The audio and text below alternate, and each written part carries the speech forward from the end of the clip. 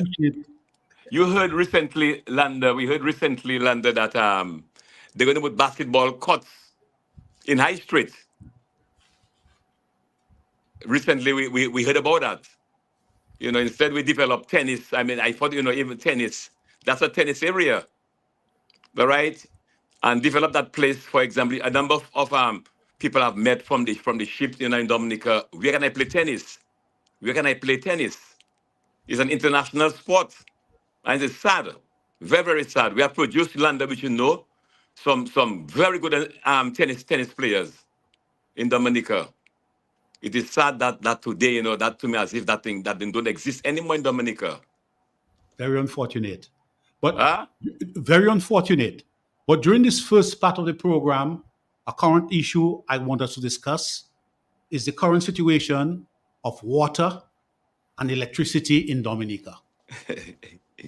Lobby, open the baton. You pass through Dominica very often, so you know what's happening. Well, brother Landa, when it comes for water, Landa, I'm always surprised. One of the things that I'll tell you that I get upset before I left Dominica. When I go to the supermarkets and I see water from Jamaica, from Antigua, from Barbados, and so on, I tell myself that I don't buy. First of all, I don't buy water per se. We have Twapito if I need Twapito. All right?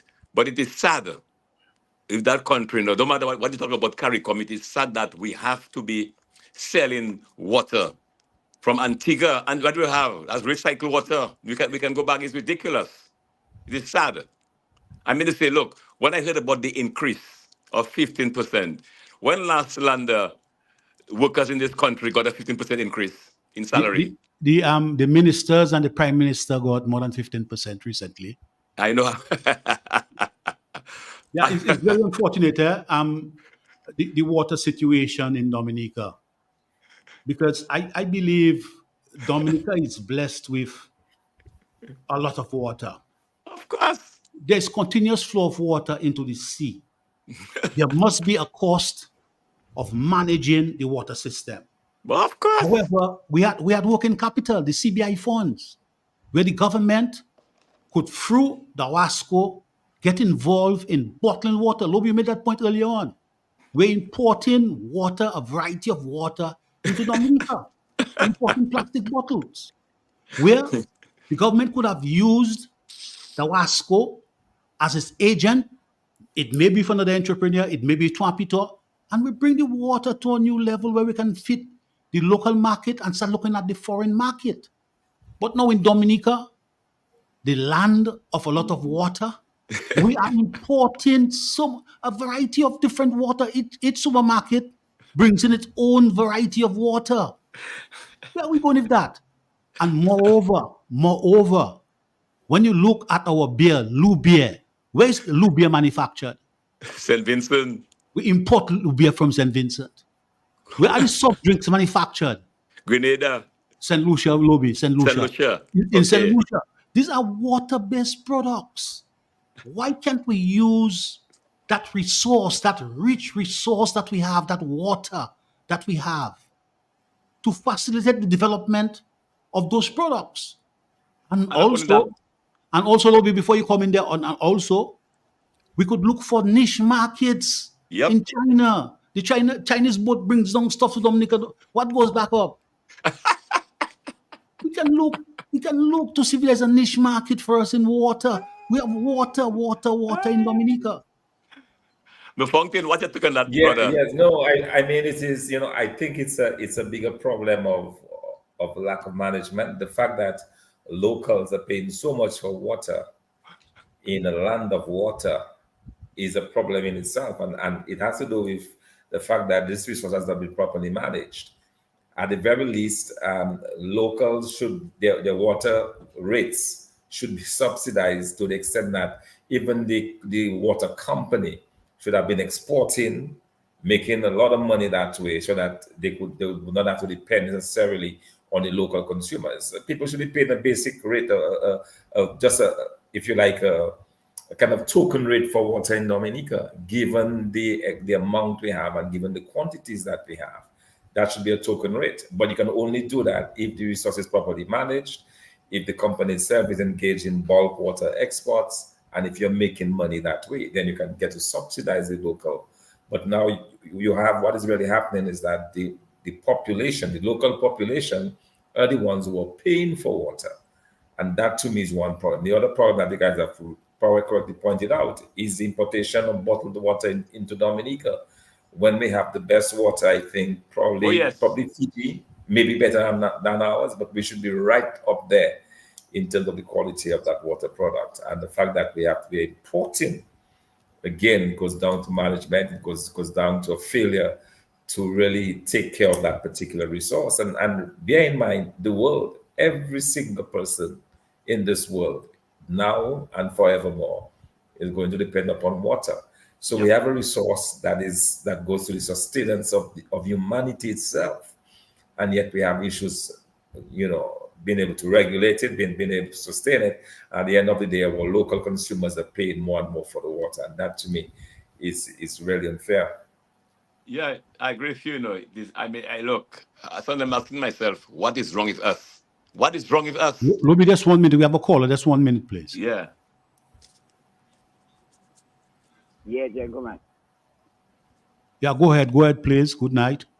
Yes, good night, gentlemen. Good night, brother. Good night. Good night. Good night. Okay. Thompson, well, you saying it right, But I wonder that if you were really, as the leader, as the people, really see that they want you to be the leader. I mean, I know to myself 3 main things that we can do to export our water, because I've been seeing water from a little boy going down to the sea, and I've been seeing water about 10 feet high. When I tell you 10 feet high, I mean from the ground, because I used to stay on the bridge as a little boy and jump in the river. But now I see the water, everything is dropping low, and I see more stones. So I see about 3 things, but you're the scientist. So I have a little thing just asking you.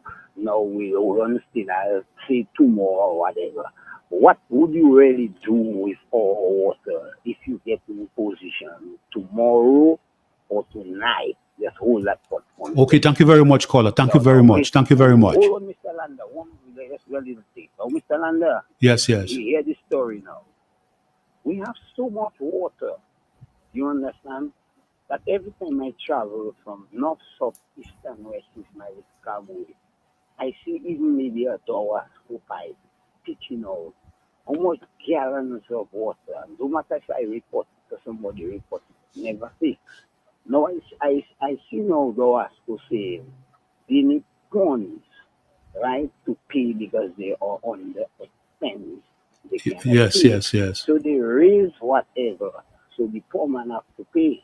So now the man come and explain on the radio, which is not when he's talking, I need him to sit down at his home and listen to what he tells people. He tells people that it's because that Dowasco do not have enough money to pay for whatever they take with this pipe or whatever. They have to raise the money for our water, and then they can pay.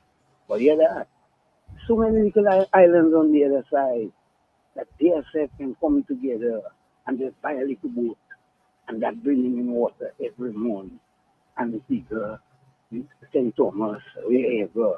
Even Guadeloupe will take. My brother, thank you for a very valuable contribution. Yes. The other people's on the line. I appreciate your contribution, my brother. Yeah, we have other callers. Yeah. Go ahead, please, caller. Good night, gentlemen. Good night. Good night. Right now, Joby? Huh? The Frenchman, your friend Panther. Oh, okay. How are you? Well, by the call. Listen to me. It's a shame to see Dominica get the water from Antigua. Antigua have no rivers. See what they steal and send to us. Jamaica, you look at what they're drinking from Jamaica. We have got no water that is bottled in Dominica. They imported water. This government, they are evil and they're dangerous. They don't want people to make money in Dominica. But God is good. The time coming. Take your bag and move out. That's all about it. Yeah. A crucial point. 2 callers ago, we have a next caller. Let's bring in the next caller. Go ahead, please. Good night. Hello, good night. Yes, a crucial point. We've got a caller now. Good night. Good night. Good night, caller. The caller is gone. Yeah. The guy was making a very crucial point. He was saying that the manager of the Wasco came on and Right. said expenses were rising and need to recover expenses. But I'm saying that you do not recover expenses by that means. True. The government with all the working capital, I'm very happy that an entity is taking the government to court to explain all that working capital that has gone astray. A lot of working capital that could have fixed Dominica.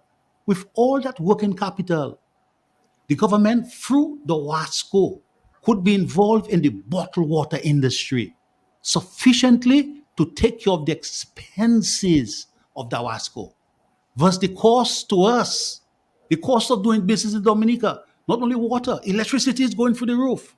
What is the cost of doing business? Are you encouraging people to do business in Dominica? No, but you Yes, see, exactly. go ahead, Fountain. Yeah, no, I mean, Ron, that's the point exactly. The same thing I said earlier. You Yeah. have to subsidize the local population, and the way you do that is by being involved in other things. The Yep. export of water, for example, that will allow you to do that subsidizing. But it is really insane that you have a situation in Dominica where households are paying some are over $100, some of them over $100 for just basic use of water every month, and that really should not be in a water abundant country like we have in Dominica. And the caller was asking what I would do if you assume the power of office. Well, the first thing, of course, is to make the water more affordable to the people. And the same thing I'm discussing tonight is how we can have DOASCO get involved in the bulk water export. We heard, for example, Antigua wanting water, and they're talking about going all the way down to Guyana. And that's itself makes no sense to me that they would bypass Dominica, go all the way down to Guyana. So, talking about the transport costs and get it back up to Antigua. So there must be a way that we can do some bulk water exports to those different countries. And the second thing that I would do very much so, is because government should not be going into private business, but to provide some incentives for local businesses or even foreign direct investors to come and invest in the water business in Dominica so that they in turn can sell to the regional and extra regional market.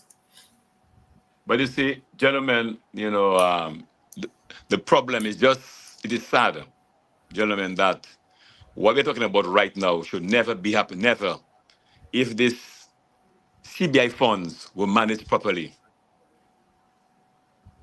And these funds were injected, huh? Yeah, you're absolutely correct. And Grenada, that was way behind Dominica, recorded a $1.2 billion in their treasury last year from CBI. 1.2 billion, and Dominica's still saying they're getting 300,000, 400,000. 400 million.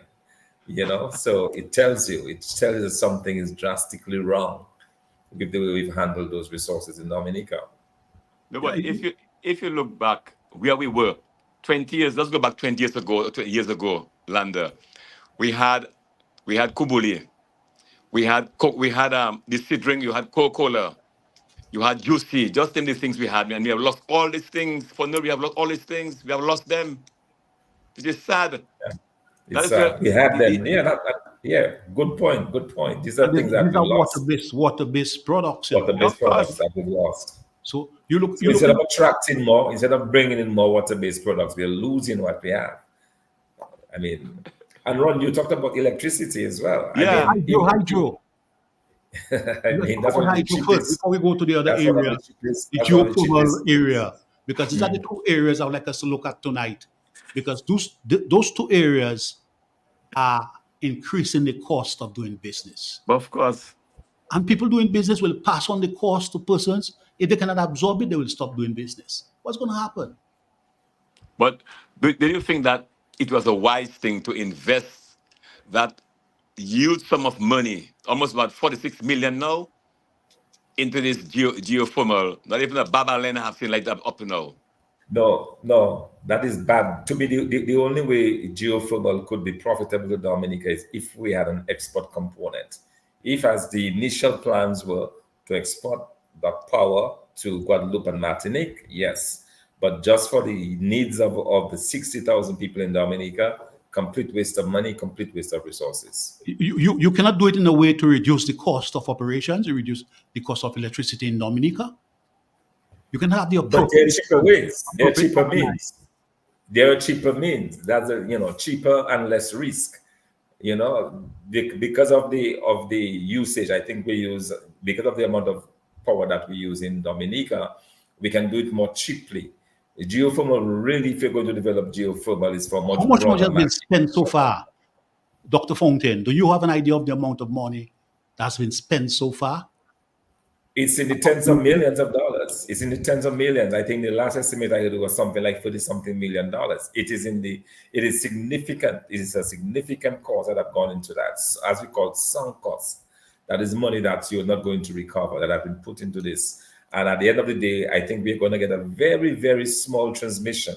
I think about 10 megawatts or something. That is what they're talking about. In fact, that is what recently the government of Dominica went to the National Bank to in a strange deal again. Investors not coming with the money, but we have to fund it to operate, and then we give them the operation for, I think, 30 years. They operate for 30 years. 25 years. 25 years. Hallmark Again, Technologies. completely policy that's completely wrong-headed, 25 years.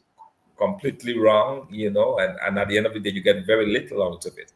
When we started speaking about geothermal, I remember as early as 2000, we had that discussion. I recall that there were engagements with the French authorities. The idea was to develop this product so that you can run the submarine cables and be supplying a cheap, clean source of energy to Guadeloupe and Martinique. That has not been done. I know there were some issues that I will not go into. That did not happen. At the end of the day, the amount of money that we put into this plant, and now we are using our own local resources to set up a 10 megawatt generating plant that can only meet about a third of the consumption in Dominica. It does not make any sense to me. It makes no business sense. It makes no policy sense. It does not work. It's a good idea, Ron, as you said, because it's a good source. It's clean energy, and the technology is improving every time, and over time. Iceland has really maximized that. One of the countries that have really done really well in terms of being able to maximize that. And then I'm also told that there is a byproduct that you can use to actually power ships, and that's another area that we could actually look into. I was talking to a gentleman from Norway, actually the ambassador from Norway to South Sudan, and he was telling me that they actually use the byproduct of this generated power in the geothermal that powers ships, and that is something Dominica can actually look to actually do and benefit from, so that ships plying the highways would come to Dominica for refueling and move on. So we have to find creative ways to be able to use that resource, but for the amount of money that we have invested A lot of into money. and get it out of it. What about the location? The plan that in is the my location. Is that our tourism heartland? Yes, it is. How is it compatible with the tourism heartland? Those No. two products, are they compatible? That's the other issue, and that's where the environmental impact assessment had to come in. Was a thorough investment assessment done to balance the needs of the tourism sector against the needs? That's the kind of analysis that you must do before you engage on those kinds of products or projects. And to me, it's a very volatile area, gentlemen. Very, very, and I have serious. Look. God forbid, gentlemen, anything. We are a volcanic country. You know how much of this country that we are going to lose? The entire commercial. Yeah, no, Manuel, you're absolutely correct. I mean, there is an inherent risk as well, and that is again the environmental impact should tell us that. Is there a risk that when you drill into the core of the earth, that you move things around, you shake things around that could potentially erupt and cause problems? We have to find a way of reducing the cost of doing business in Dominica. For example, I live at my home. My water bill is going to increase by 30%. My light bill over the last 2 months increased by 18%. What about the business persons? How are they going? And there is not enough production in the country. So because of the production, people have a larger marginal propensity to consume. They spend more. Yep. Because they spend more, money multiplies around, and, Yep. and people grow the business. It's very, very, very unfortunate. And we've got to find some creative ways. I spoke earlier on about the water. We've got to look at the electricity and Yep. see how we can reduce the cost of doing business in Dominica. Absolutely. In fact, when I remember it was a hotel that had reported that the electricity bill was almost as high as what we were paying on wages.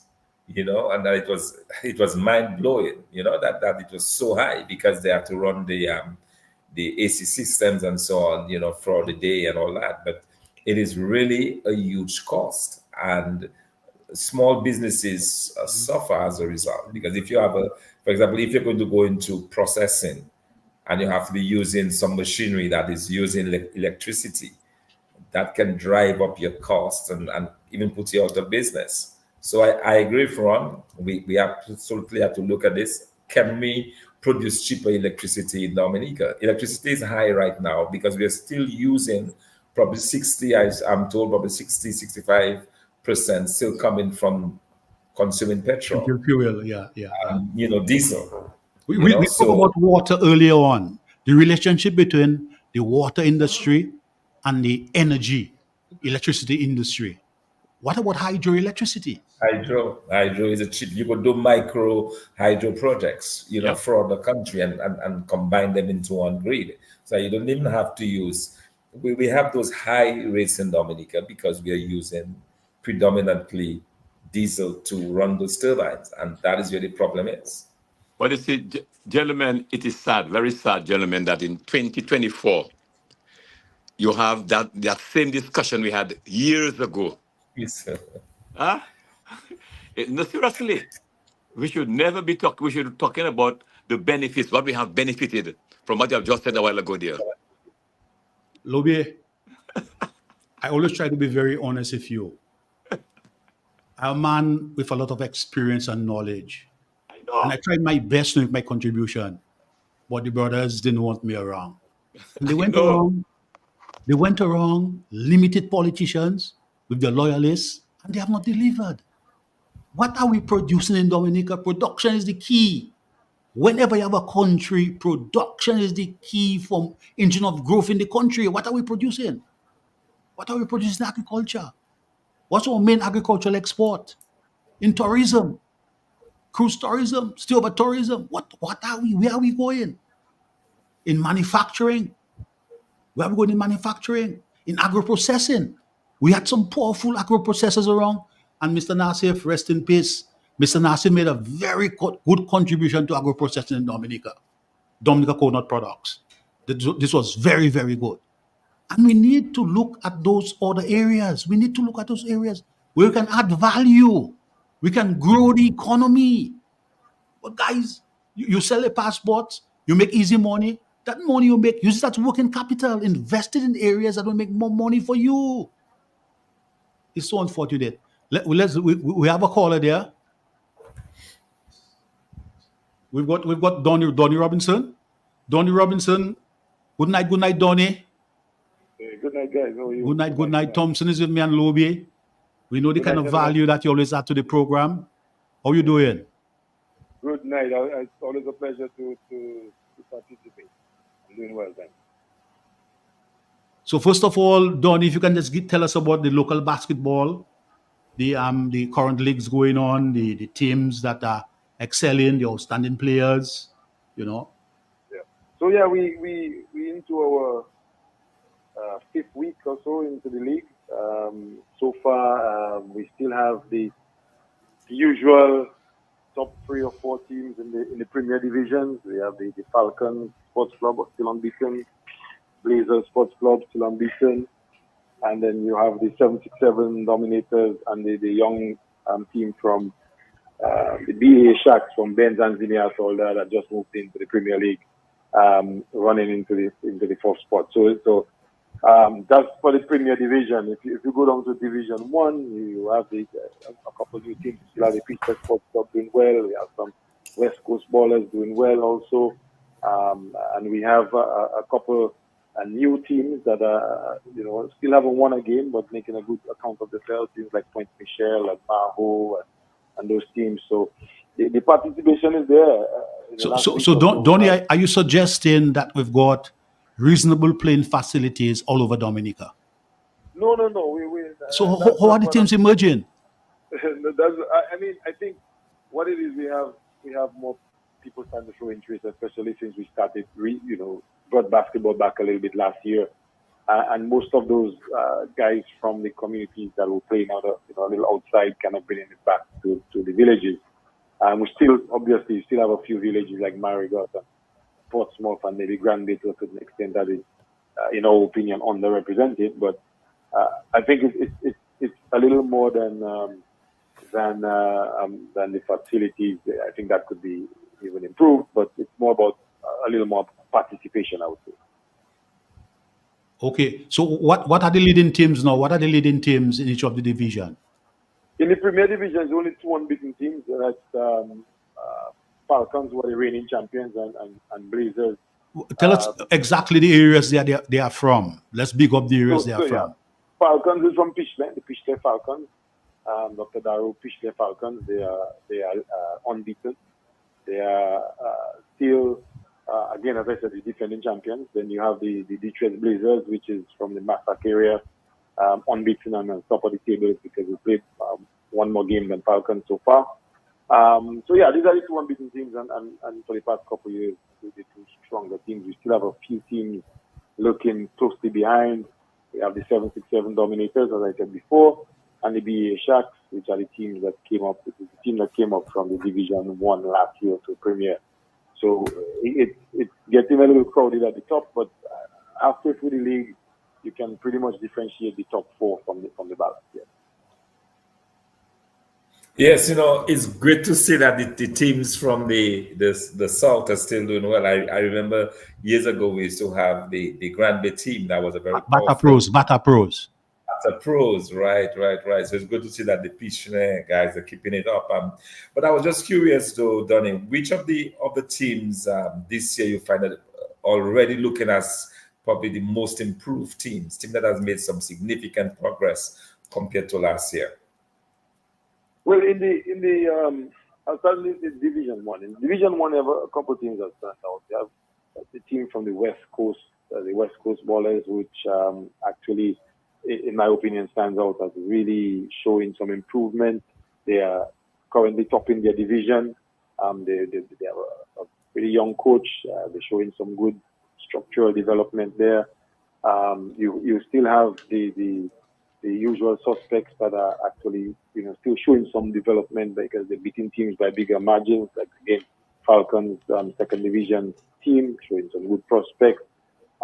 In the Premier Division, obviously, we have the very young team from Benton Zimia Soda. They won the Division 1 last year and they moved up to Premier, and they've already upset one of the stronger teams from last year. So they're showing some promise. They're a very young team. And then you have, I think the older teams the two top teams are actually playing better basketball. I think just from the fact that it's now 2 years of constant basketball as opposed to the lull. So, and in terms of players, you have a really good bunch of young players that showing some significant promise, and we're trying to encourage that. But yeah, the teams. Any names, Donny? Any names, Donny? We always call names nowadays. Sometimes fellas take offense calling names, but if you got a team leader, you got somebody who is scoring for you all the time, you must call his name. So we have players like Keon Thomas from the Falcons. He was the MVP last year. He's still one of the dominant players in the league, leading his team unbeaten. We have guys like Thomas Felix from the Blazers, still showing the dominance, leading again the league in points. We have some guys the brothers, the point guard brothers from BA Sharks, really showing some promise as well.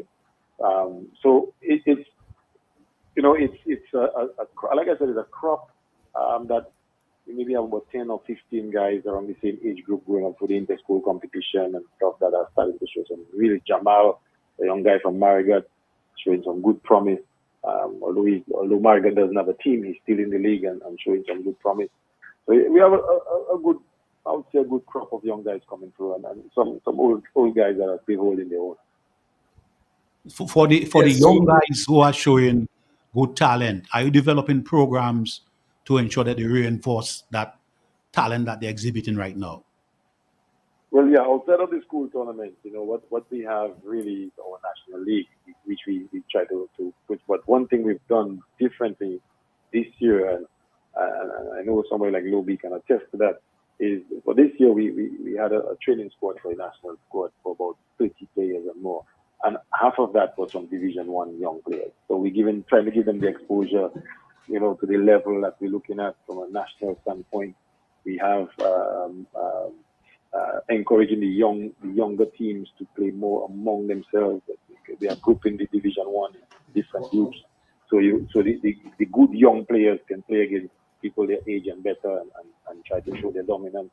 And we plan to do different age group leagues as we move outwards, as we take it to we call it the road show after the league. So we have a few plans in place, but definitely including them in our highest level of basketball, which is national trials, I think is a good step. Question. So Donny, this is a question I've been asking. When will we see basketball in that hard court in Roseau? Well, I am hoping we see some games. We have some games tentatively scheduled for Winter Park. We have at least one team from Roseau Central, so we are trying to encourage a couple home games. But again, anybody is the court in use right now? Yeah, the court is being used. I think netball plays and no, I meant the court, the basketball area, the uprights are there to practice 24/7. The uprights are there. The facility is there. There's some work to be done on the uprights from what I understand. But the minute we're ready, we have games scheduled for them. So you say that presently, Jasmine, you cannot use there presently. No, presently no, we can't play that. But so that is something else. Yeah, you don't know how soon. That's where you play all your basketball. But given time is of essence, you want to make the transition into NBA. Yeah, well, you know that you pay close attention to NBA. What's your impression? Well, I just asked about LeBron James. I just asked about the NBA. I am a Lakers fan at heart, so I am still grieving. But I don't grieve. I don't grieve. I'm a diehard fan. I don't grieve. Yeah, I think the Western Conference still has an edge. I think whoever wins that series between Denver Nuggets and Timberwolves will be the next champion. That's how I see it. I still believe it's a wide open series. Timberwolves show that they what about Celtics? Where do you rate Celtics? No, I think Celtics will come out of the East, but I don't think Celtics match any team in Griffio. Yeah, I don't think they will in the West. The West, whoever comes from the West. Celtics is built to beat the East, win the East based on their top three players. And if you look around, none of the teams left in the Eastern Conference have that kind of firepower in terms of their top three players. But when you come to the West, I mean, all the teams that are left in the West have top 4 and 5 players, and it's a totally different level of parity in the West. Therefore, the competition and strength, in my opinion, different. But I still believe the winner of the Timberwolves and Nuggets will walk away. Oh, Dallas is a so, good but Donny, sorry. Did I hear you say that Timberwolves will win that series? It's possible. I thought Denver. I didn't say that. I said it's free too. It's free too. To beat Nuggets. It's free too. I mean, Nuggets have shown the grit that the champions are made of. I mean, the good thing is when they win, they blow them out. So it's clear that right now they have Timberwolves number, but I predict that series will go to 7. Yeah. Well, I think it will be settled this afternoon. Or I mean this, I'm not. Well, I still think it goes to 7. I think it goes to 7. That's what I. But it will go to 7. Okay. Donny, what's your impression of Anthony Edwards? Well, Anthony Edwards, I think, is one of those athletes that you just have to say wow every time you see him from an athletic standpoint. I think he's maybe the most gifted athlete in the NBA today in terms of his physique, his ability. But what I think moving forward is definitely going to be a dominant factor in the league. He has all what it takes. He's a good shooter, he's a good finisher, he's very physical, very athletic, and most importantly, you see in the series, he's very competitive, which is what I think the past decade or so we've lacked in the NBA is a dominant figure from a competitive standpoint since Michael Jordan left. That's my opinion again. But I think from a competitive standpoint and level of skill, he's way up there. And if he holds that up, he definitely could be the next phase. Let me tell you about this young man. You just said Anthony. First of all, he was from high school. He was a football player and baseball player. So he had this thing into him, this drive in football. He's a very good football player. All right. And he getting into basketball from college. And he has all these ingredients. And this young man loves to train. He loves to hit the weight room. So he's very, very athletic. Yeah. Yeah. So I think he have what it takes to be the next guy. Let's hope he stays healthy. Yes, you're right. Because the way, a lot of the players, when they're aggressive like this, it's easy to get injured. Meniscus, cartilage, your tendon, anything can happen. Yeah. But that's it. As I said, I still wish my Lakers were in. I never expected my team. Well, Donnie, let me tell you, I'm a diehard fan of Lakers 60s, and I look at our team, and I didn't expect. I thought we went very far. We went very, very far. But it's obvious. I mean, the team gave everything they could, in my opinion. Yeah. Even the games we lost, every game we were up by 20 points in the second half of the game. 3 of the games we lost. So yeah, but we always lose the game in the last quarter. The last quarter. Yeah. But I'm just interested in Donnie's prediction on the Knicks Pacers. I think the Knicks will pull it off simply because Knicks just plays with, in my opinion, the more heart. Knicks is not the more talented team, obviously, but it just always appears that Knicks outplays Pacers, except for the first game where they just knocked them out from the get-go.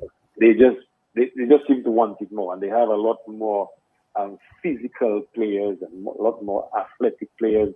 Maybe not more finesse and skill than Pacers, but I think the togetherness and the fact that they just seem more hungry, Knicks might take it. Having said that, I think Knicks would be an easier series for the Boston Celtics.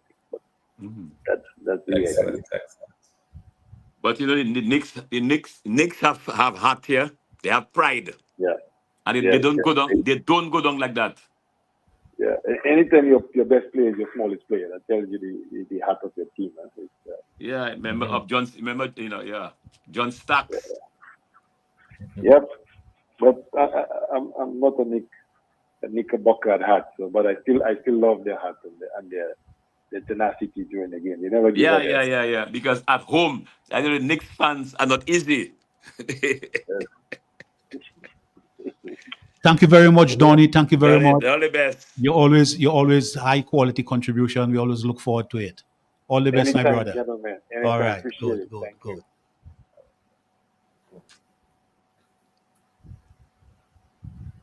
Yes, tonight with us to discuss some chess is Miss Dorothy John Baptist.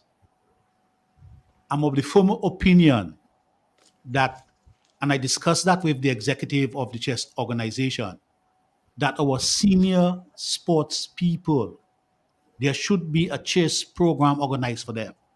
Like our cricketers, our footballers, our basketballers, to help them to build their mental capacity.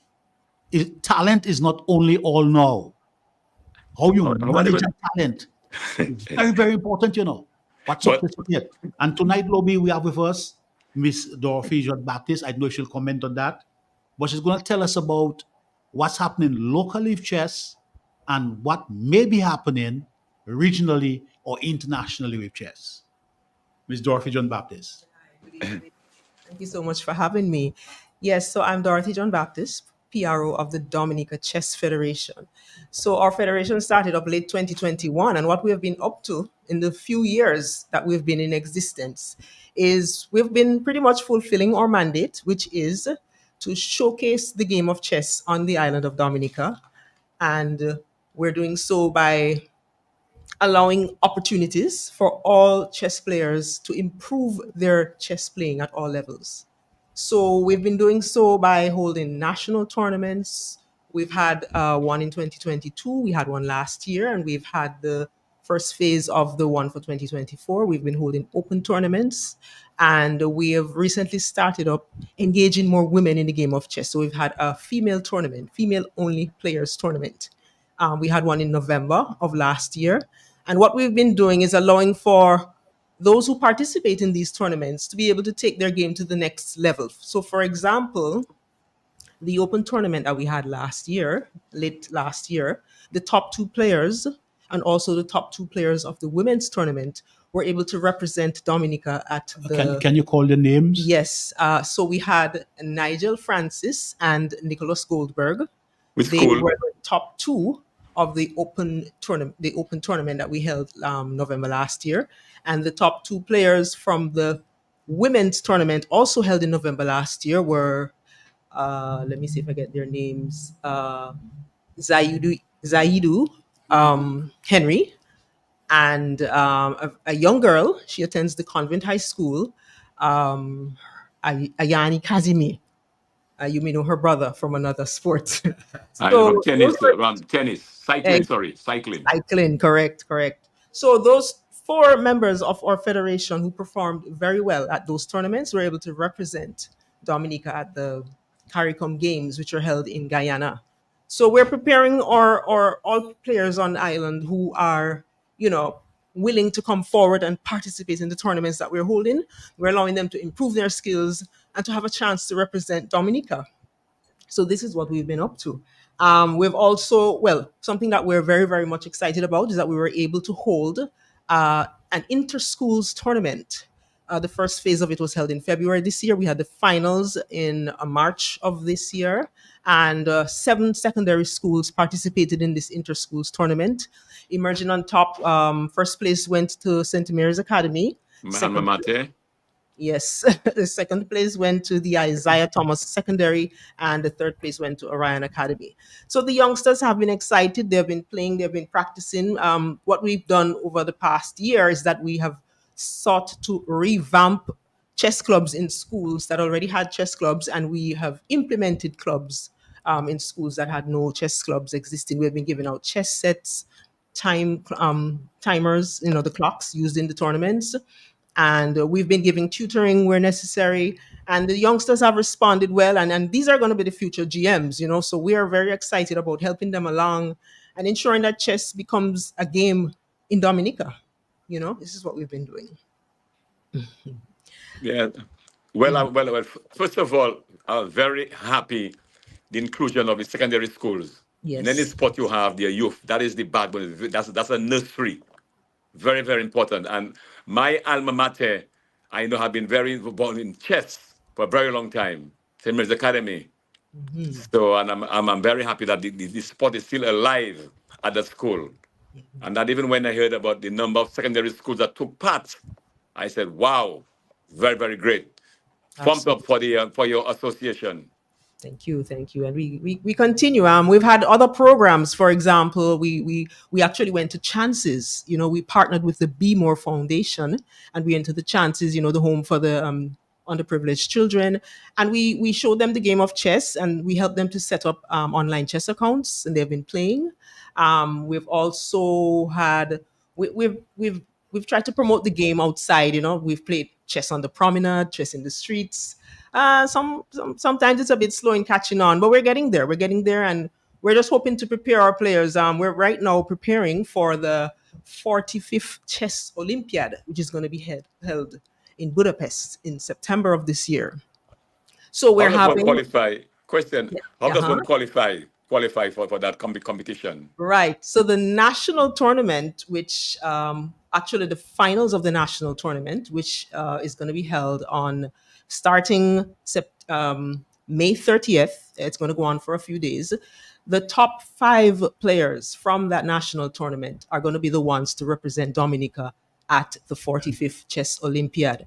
So we have some really good players, names like Nigel Francis, Robert Bride, Brandon Henry. These are our top players.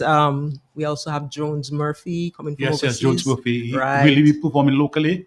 He will be a participant in the tournament. So we're looking forward to these top players to really come out and emerge on top so that they can be the ones to represent Dominica in Budapest. You have, because you also have one of my athletes, one of the top athletes, sprinter in Dominica involved in chess. He's from St. Mary's Academy.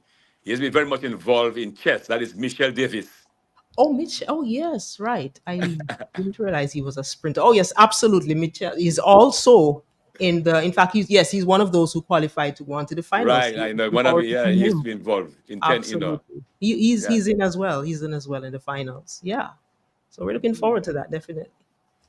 Yeah. Are So there, with for regards, example, sorry, Manu, go ahead. yes, how many in the region, how many of the countries in the region you think that chess is very vibrant besides Dominica? Well, from what we've been seeing so far, most of I can call some names: Jamaica, Guyana. Yes. In fact, Guyana Federation. Those are the ones who held the CARICOM games in March, early March this year. St. Lucia, St. Vincent, Grenada. Most of the other, I think Dominica is among the last to have established a chess federation on island. Most of the other, FIDE, which is the International Chess Federation, has some over 200 federations that are members of FIDE. You know, FIDE is the governing body for the sport of chess. They're responsible for all international chess competitions. And they were actually on a mission when they came here. One of their members came here and they got us, got us to establish this federation back in late 2021. So mostly all other Caribbean islands, as I said, we and I think Belize were some of the last to actually join, establish a federation and have chess going on island. Any plans for an OECS competition? Oh, well, right now, in terms of regional, we every time there's a regional tournament going on, we make ourselves ready to prepare. As I said, we participated. Well, you may remember the Alba Games of last year. We actually had a contingent going to the Alba Games. I think there was a five-member contingent of chess players. We intend to participate in the Carifta Games, the chess component of Carifta Games. If there's an OECS tournament, definitely will be there. But the biggest thing on the horizon right now, as I said, the Olympiad and any regional games that will be ongoing, we intend to be there. And well, somebody has to take the initiative. Correct. For the OECS, for the games, Yes, Mr. Fontaine.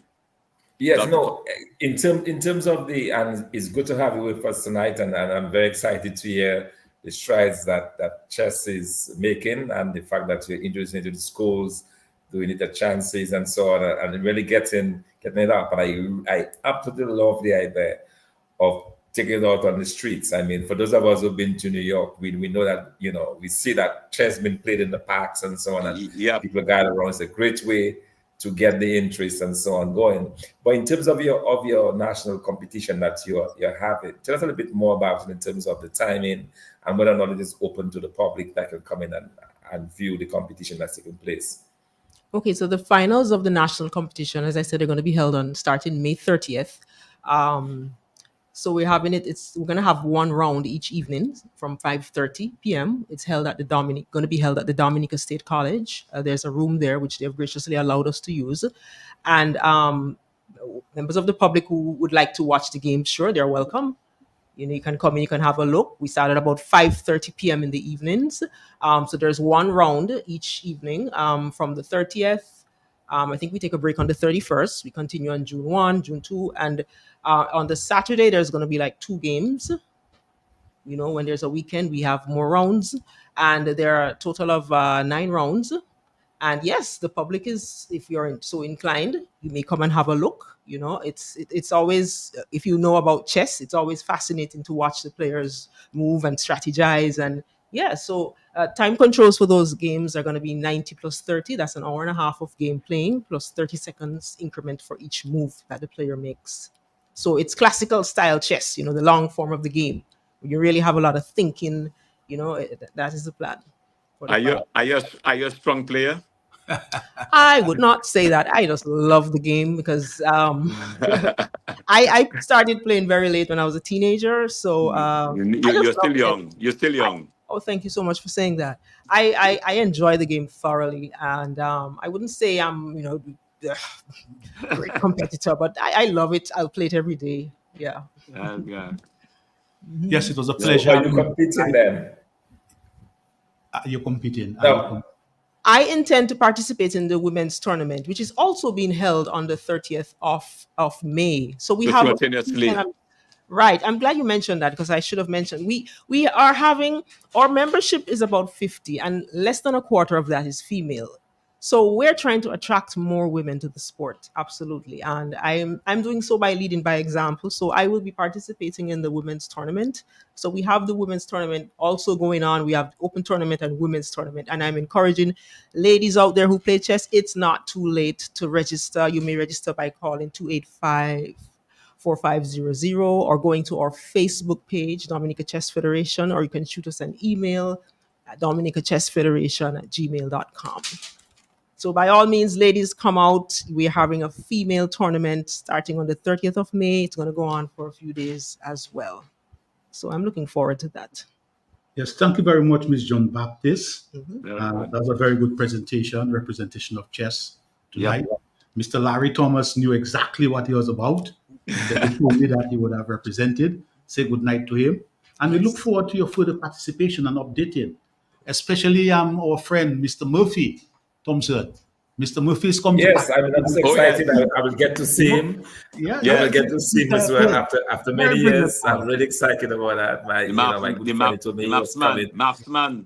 He told me Thank he you was very much, coming for Mr. that. Baptist. So I'm Thank you really, very really much. excited. Thank you so much for Yeah. having me. Thank you. Good Okay. evening. Bye-bye. You're most welcome. Very good. Thank you. Yeah, we're going to take a break now. We're going to our sponsors.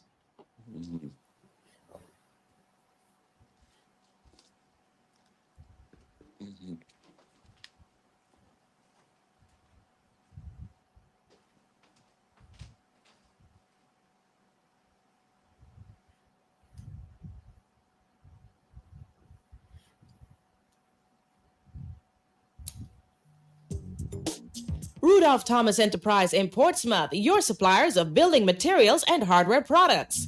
Over 20 years experience in the business. Rudolph Thomas has lumber and plywood, Portland and tile cement, steel rods, galvanized and fenced pipe, and Rudolph Thomas can meet all your wire needs.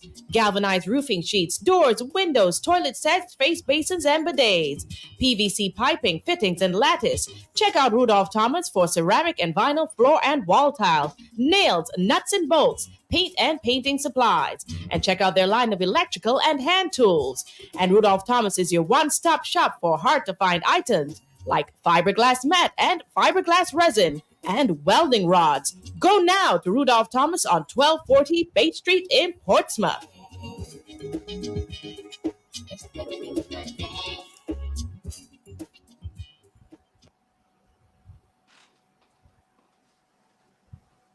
It's on its way. The United Workers' Party, Team Dominica, the Electoral Reform Coalition, is launching the first Dominica Economic Revival Summit 2024 under the theme Planning for Sustainable Growth and Development, taking place June 4th to the 6th at the Jungle Bay Resort and Spa. Sufria is on its way. Present will be key stakeholders, government officials, business leaders, and experts in various fields in Dominica to engage in creating a master plan to serve as a roadmap to Dominica's future development.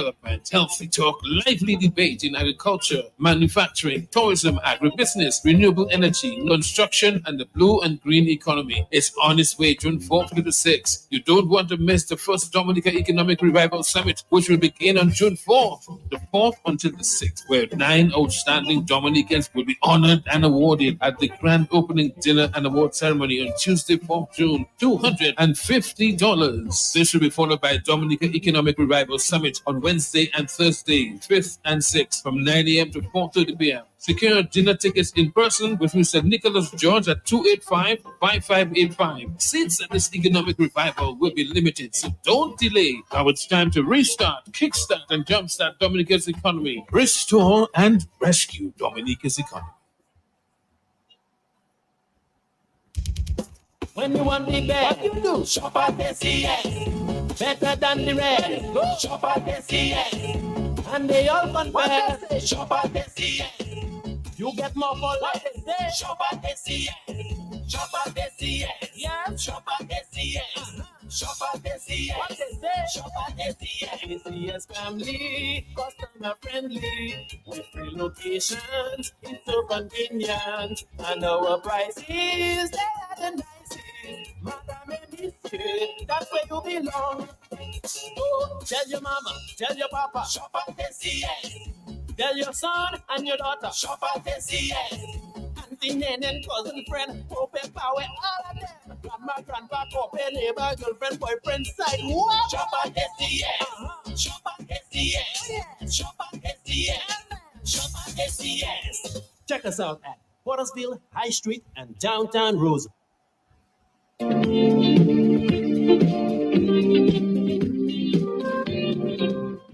The Dominica Economic Revival Summit opening dinner and award ceremony is on Tuesday, 4th June from 7 p.m., where 9 outstanding Dominicans who have contributed to the country's development will be honored and awarded. There will also be live entertainment included, and all this for only $250 EC per person. This will be followed by the Dominica Economic Revival Summit on Wednesday, 5th June and Thursday, 6th June from 9 a.m. to 4:30 p.m., and which is free of charge and will include lunch and snacks.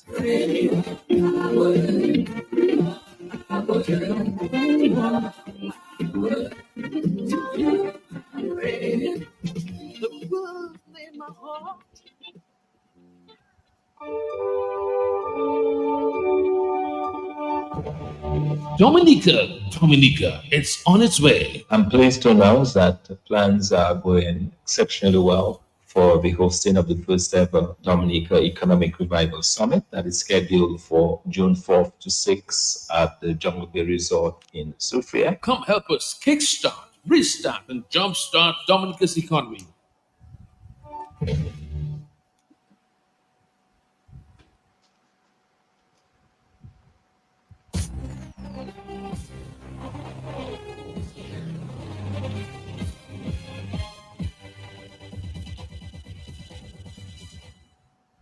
Hello, good night, good night. We're going to continue the program. We're looking to have some football, discussion on football right now. Then we go to Kalinago cricket. And finally, we end up with cricket, the T20 World Cup, the West Indies tour, Cricket West Indies home tour. We also look at the T10 and any other areas in cricket you want to discuss at that point in time. We're going to get Francois soon with us on here. We just had a young lady speaking to us, Ms. Dorothy John Baptist, speaking to us about chess. And chess is a very interesting game. Chess is a game that should be promoted in the primary school, secondary school, and the college. And she spoke about certain programs, certain competitions that they're having now. And I trust that they can continue having programs, having different training programs for persons to develop their skills in that area. Yes, indeed, Ron. You know, it's really exciting to see that for a sport that just became organized just 2-3 years ago. It's really encouraging to see the strides that they've made. Obviously, a very dynamic executive of volunteers that are working. And we really need to compliment the different sporting organizations in Dominica that is done through really volunteer work. These are individuals who volunteer their time, their energy, their effort to promote sport. So we really must salute the various organizations, the Athletic Association, we just heard from Donnie earlier, the Basketball Association, the Cycling Association, chess, tennis, boxing, all of those amateur associations. Yes, Thompson, just to interrupt you a bit there. We've got Mr. Francois on the line to discuss football with us, local football, and also going to tell us about certain future regional and international engagement that Dominica may have down the line. Good night, Mr. Francois. Yes, good night, Chief. What's happening? Okay, good night, sir. Everything's good from your end? Yeah, everything cool at my end. What we want you to do is to give us an update on local football, the teams that have been excelling, the players that have been showing that extra talent, and also in the end, you'll tell us about any future regional and international engagement. Okay, absolutely. Well, let me just start by thanking you for giving us the opportunity and the privilege to be in your program. Whatever time we get to promote the Dominica Football Association is well received. So let me just start by telling you that presently we have two of our youth teams in training. That is our girls under 15 and our boys under 14. Those trainings started sometime in April, and that is in preparation for the upcoming CONCACAF and CFU tournaments respectively. Those teams would have been cropped out of our regional training centers, which is a program that is designed to train and prepare our young players from 11, 12, 13 years, boys and girls, in preparation for our national under 14 teams. So we have a group of coaching staff who are assigned with the responsibility of preparing those players mentally, their physical fitness, and the ability to play the game properly and so on. So they start at that level and they move on to those teams. So this is what we are doing so far in our youth. There are other programs that we have with our grassroots and so on, where we reach out to the communities where the kids are engaged in just playing football and getting to love the game and appreciate it. In terms of our leagues or adult leagues, I must tell you that our Premier League, it is well on stream. We have completed 4 rounds of competition, and to give you an idea as to what the point standings are, league leaders, Dublin, are on 10 points, and that is along with East Central. So the basic difference here is that Dublin is ahead on goal difference. They are followed by Middleham United, which is on 9 points. We have South East, which is on 7 points. United on 6 points, followed by Maho Soccer Strikers, Belfast State Maho Soccer Strikers on 6 points. And the Harlem United Sports Club, which is on 4 points. Point Michel also on 4 points. Belfast State on 1 point. And the Bombers are yet to get off the mark. Just for the record, I would like to just make reference to the sponsors. So Dublin is sponsored by Central Cooperative Credit Union Limited. We have East Central by Connect 767. Middleham, it's Tranquility Beach. Southeast, it's Sagicor United. It's sponsored by Valvoline. And Maho by Belfast Estate Limited. Harlem, Promex Milk, Point Michel, it's Petro Caribe, and we don't have a sponsor for Belfast State, but the Bombers are sponsored by the Honorable Roosevelt Skerrit. So that, in a nutshell, is what the league standings look like. In terms of the performers, we have for Dublin, Travis Joseph, who has 6 goals, followed by Ole Laville and Clemson Isaac. So these are the top scorers with 6 goals each. That is followed by Rian Coffey on 4 goals, Fabio Drago on 3 goals. And let me just say, Travis, Odell, and Odell are from the Dublin Football Club. Clemson is from Middleham. Rian Coffey is from East Central. Fabio Drago is on 3 goals from the We United Football Club, followed by Dante Warrington, who is presently with Harlem, transferred from Point Michel. I think it was called a super transfer in the second window, with 3 points. And then we have Chad Bertrand from Dublin with 3 goals. Chad Bertrand as well with 3 goals. And he is from the Dublin Football Club, followed by Anthony Frederick, 3 goals from Belfast State, and Roosevelt Coppell and Kian Thomas are on 2 goals each from We United and the Bombers Football Club, respectively. So these are our top performers in terms of goals. We can say here that our top keeper is Mr. Jerome Burkhardt, who has held 2 clean sheets so far out of 3 games. He did not keep in the last game I think they played. I think he suffered some injury while he was on national duty. So this is, in a nutshell, the league standings. after 4 rounds of matches. Let me just make a note here that we had to put the league on hold as a result of the international friendlies. So the week 4 did not take place as a result of that. We are also going to have a break when the World Cup qualifiers will take place. So the 2 weeks of Premier will be put on hold.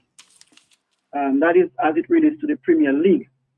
With the President Cup, this is in full gear this weekend.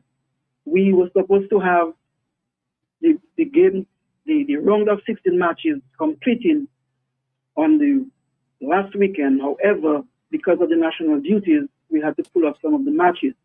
So we did play 3 games in that competition, and we United, along with I think 2 other games, Maho, Super Strikers, and the East Central clubs have all made it to the quarterfinals thus far. To give you an idea of the games that are remaining, on Friday we will have Central Cooperative Credit Union Limited Jubilant battle Bath Estate in the President Cup, and that match will take place at the DFA Technical Center at 6:30. We also have on Friday the RC Doctors versus the Surgical Sulfates, and this is going to be the first game which has been organized under the auspices of the Dominica Football Association at the Lapland playing field under floodlights. So we are looking forward to that, and this is going to be a big thing for us this Friday night. On Saturday, we're going to have the Derby Boys Football Club versus the LA Stars Football Club, and that match will take place at 6:30 at the DFA Technical Center.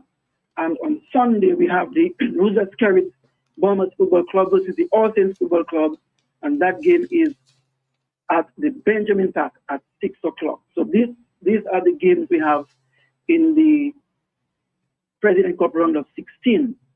We will also be having this weekend, we will have some Division 1 games.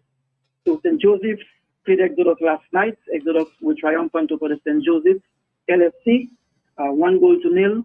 Kensborough and All Saints are at present battling it out at the Stock Farm, the DFA Technical Center in Stock Farm. And on Saturday, we have TR Football Club, that's Trafalgar, versus the Boys in Blue, the Police Sports Club. And that is at the DFA Technical Center. On Saturday also, we have Wooty Blazers and Karibishi in Benjamin Park. And on Sunday, we have Glenville Football Club versus Marigot Football Club at Benjamin Park, and Fonkola United versus ACS Parish United at the DFA Technical Center.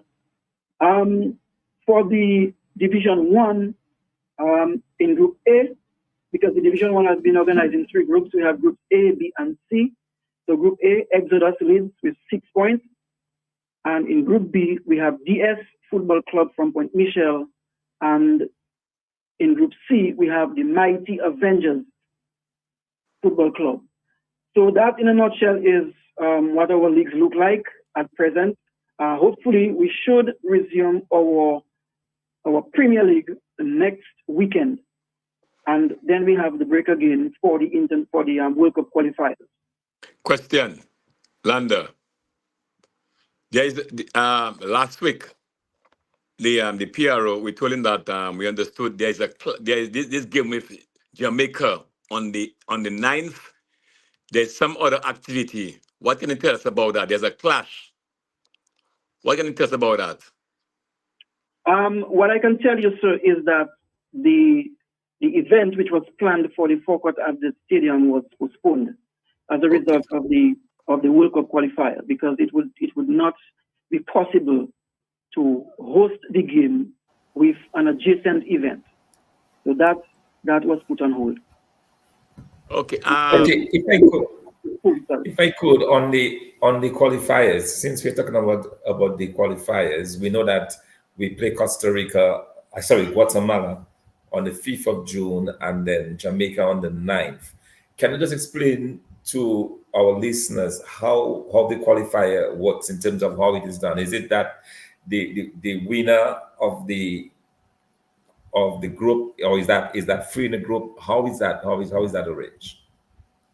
I think just a slight correction. It's Guatemala. So we play Guatemala on the 5th. Yeah, Guatemala on the 5th, yeah. Yes. And we play Jamaica on the 9th here. On the 9th in Dominica, yeah. Yes. So the winner of that group advances, yes. How many games? Oh, so it's just the winner, whoever wins. So it's a group of 3 basically for each of the different, and the winner in each of those group advances to the next stage. Yeah, but that I could further clarify that for you. I do not have that information at present.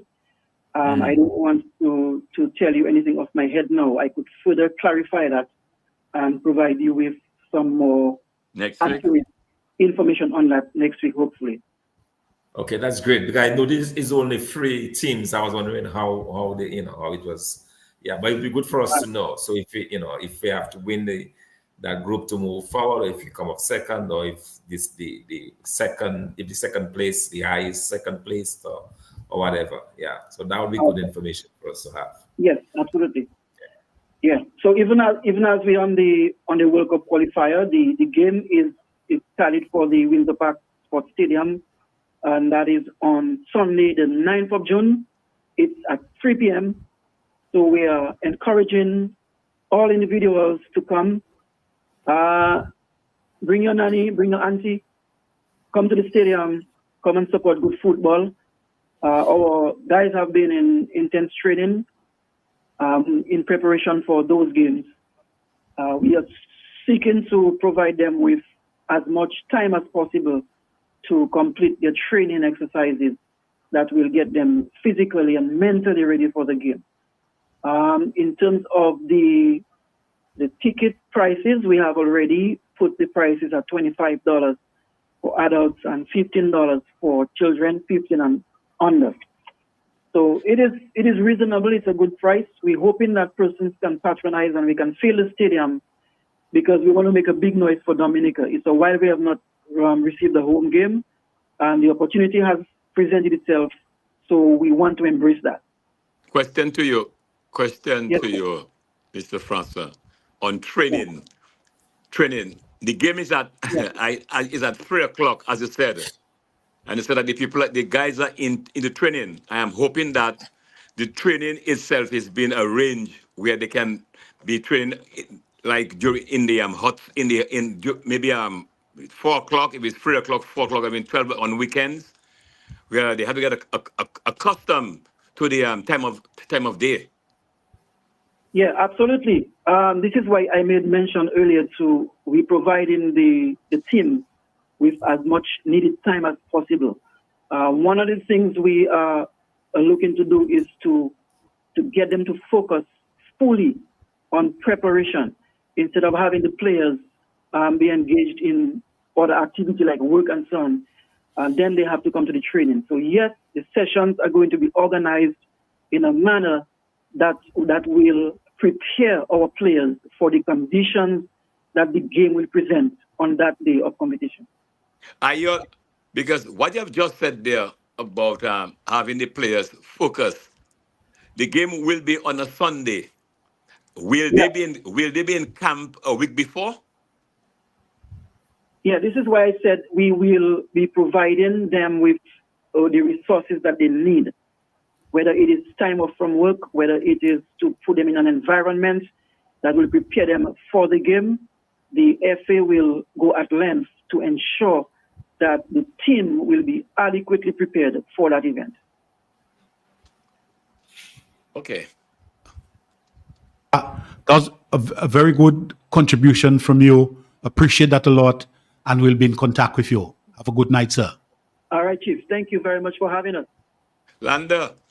Ronald, I just want to say as well, for our many listeners, I think Sports Wrap should reward our many faithful listeners, and we can make available 5 tickets for that game on the 9th in Dominica. So probably next week and the week after that, we can have a little contest. Right. So that 5 lucky very good idea. Very good idea. Listeners will be gifted tickets to go to this game. Is Mr. Fontaine with us? Yes, he's there, but He was there. He was a few minutes ago, but he somehow dropped off. So No, while it's on football, Yeah, because what's happening? What's happening in Dominica now? There are good means of entertainment, healthy means of entertainment, be it basketball, be it football. So please, Dominicans, go out there and support. Dominica is going to play against Jamaica at the stadium. What date is it? 9th. on the 9th of June. 9th of 9th June, of on June. Sunday at 3 p.m. Let's get ourselves ready to go out to support our local football. Let's go and support our basketball. That's a healthy, very healthy means of entertainment. We've got Mr. Fountain with us tonight. Just look, Mr. Fountain is going to tell us Landa, something about. Landa, before we take Mr. Fountain, we have forgotten about this weekend in the English League. It's coming to an end. This coming weekend. And you have the two top teams that can either win the championship, either Arsenal or Man City. Right, Fountain? Absolutely. Yes, it's going to be. Yeah, but it looks like Man City. I mean, before I was saying Arsenal because I thought Man City would have been stopped at least with a draw, but Tottenham could have done the job for us earlier this week. They did not do it, so I think Man City will probably go ahead. Well, and I like that. We are all the games will be played at the same time. So it's going to be very, very, very interesting. I mean, Sunday will be hot. Sunday will be hot. Yeah. Yes, a draw or a win can ensure Man City already claiming the championship.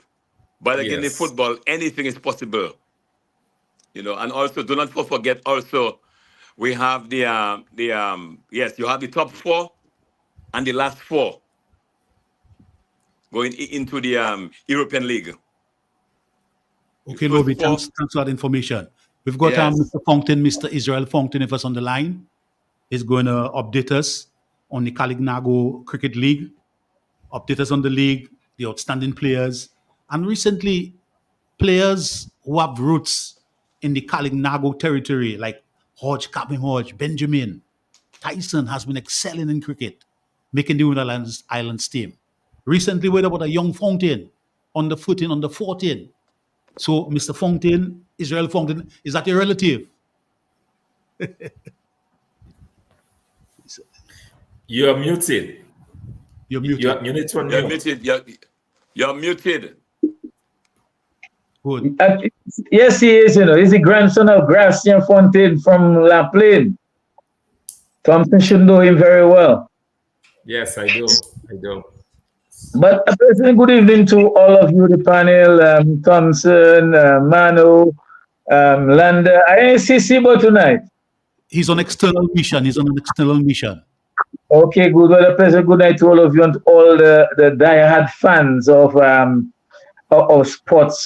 sports rap. But I really want to say that the Calignago Premier League is picking up steam. We have had 3 centuries so far. Senior Fountain, who we talk about, he scored the first century. That was weekend before last. He scored 126 to lead his team for victory. Also, Gilon Tyson, in that same weekend, on the same day, as a matter of fact, recorded another century. He scored, I think it was in the region of 116, 117. And then last weekend, as I will mention in a report that I've prepared, another young batsman, youth cricketer, Derry Ogis from Concord, also clocking 100 runs, but in a losing cause. So quickly, I could run through the results for you in the 8th edition of the Calignago Premier League for the matches played last weekend. In the first game on Saturday between the GM Strikers and the Bombers, batting first GM Strikers, they were skittled out for 57 runs, with Avan Viville getting 19. Vivian Lewis, the national bowler, he was the chief destroyer for the Bombers. He picked up 7 wickets for 21 runs. Senior Fontaine as well. He's not just a batsman. He's an all-rounder in the making. He was medium pace right now, but we believe as he continues to develop and his shoulders start to get stronger, we believe he will be able to work up some pace. He was among the wickets as well. He picked up 2 wickets for 34 runs. In reply, the Bombers, they raced to victory, scoring 58 for 2 in that 9 overs. Again, Arsenio Fontaine was the peak batsman there. He scored 26 not out. So Arsenio showing very good form ahead of the T10 and the National Premier League competition. In the second match on Saturday, batting first. Israel, will the Alexander territory have a team participating in the T10? Or is he in a T10? Well, the Kalinago, most of the Kalinago players will be part of the Kalinago, what do you call it?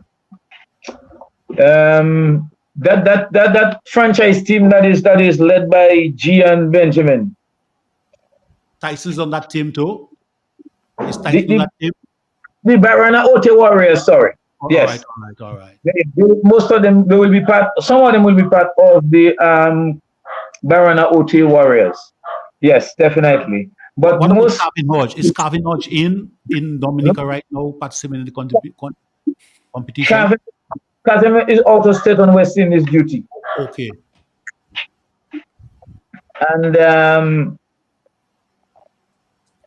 in the second match last Saturday, they went after winning the toss and batting the Central Centipede against the Red Force. Central Centipede scored 154 all out in 18 overs. Lawrence Wiltshire, he top scored is 61, and Kenny Valmont, who is another youth player and another batsman that we have to look out to, he scored 32. Starring with the ball for the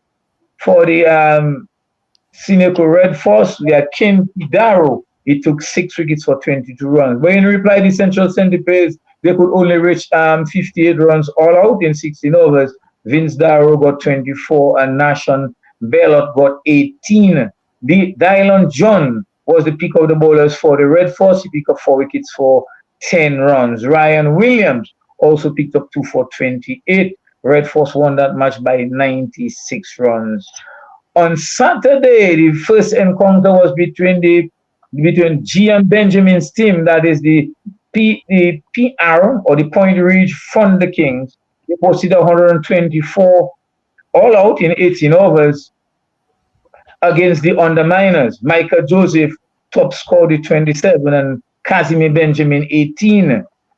D. Paris, he took 4 wickets, and Odiama Honoro took 3 wickets for the Underminers. Chasing 125 for victory, the defending champions, that's the Underminers, they were skiddled out for 95 runs all out. And we have Esther Samanari Sanford, he took 3 wickets for the Thunder Kings. Thunder Kings won that match by 30 runs. In the thriller on Sunday afternoon, or that took place on Sunday afternoon, the Mothers really got a treat from that game. It was the Super Kings up against the Spartans.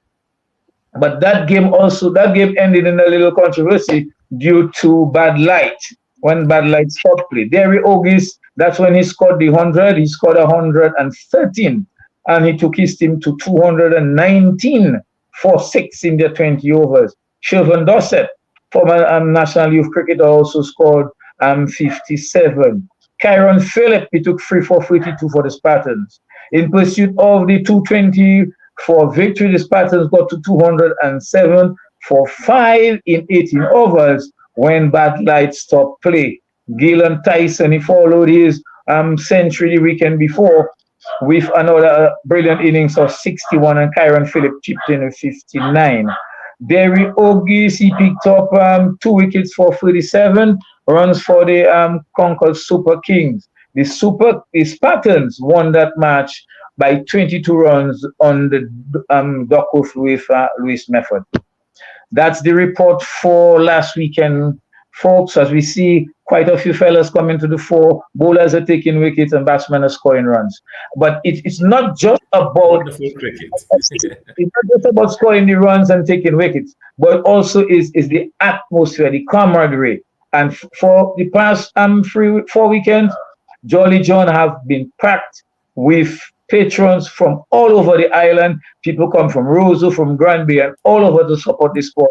And it's really a family affair. So those of you that are listening to us, make Sunday coming or Saturday afternoon, make Jolly John or the KPL your family outing for the weekend. Very good, my brother. Very good presentation.